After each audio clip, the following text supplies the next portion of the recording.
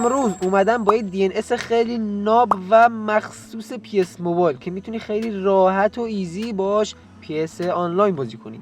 پس حتما این ویدیو رو تا آخر ببین چون مطمئنم به دردت میخوره. بزن بریم سراغ ادامه آموزش و توضیحات.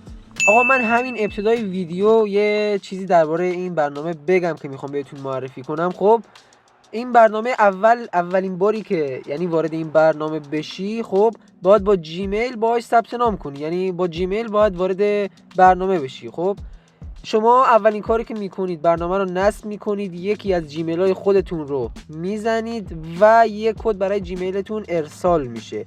اون کد رو داخل همون برنامه وارد کنید بدون هیچ دردسری. شما یعنی داخل برنامه ثبت نام میکنید و میتونید از سرورهای خیلی قوی که مخصوص PS موبایل و پابجی و اینا هست استفاده کنید.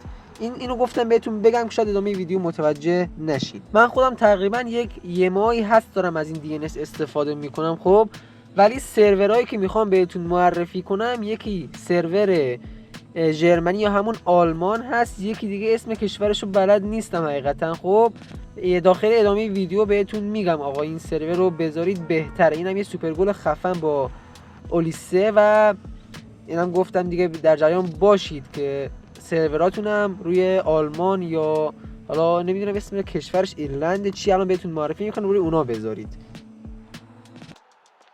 خیلی خب دوستان، رسیدیم به اینکه برنامه رو بهتون معرفی کنیم. خب همین اسمی که الان میبینید تو داخل پلی استور سرچ کنید میاره بالا. ما میریم روی این گزینه سمت راستی، روی این قسمت بالا بزنید میبینید که من با جیمیل هم ثبت نام کردم و شما اولین کاری که میکنید با جیمیل حتما ثبت نام میکنید و اینجا روی PS موبایل میزنیم و با این کشوری که من دارم وارد میشم شما هم وارد میشید و استارت مچ رو میزنید و میبینید که خودش وارد PS موبایل میشه و آقا مخصوص کسایی هست که آنلاین بازی میکنن داخل ایران. واقعا اگه آقا استفاده کردی، خلاصه لگ داشتی، هر چی داشتی، میتونی توی کامنت هر چی دوست داری بهم بگی. من خیلی ازش راضیم، میتونید ازش استفاده کنید و لذتشو ببرید. امیدوارم از این ویدیو کلی لذت برده باشید. فعلا تا ویدیوی بعد.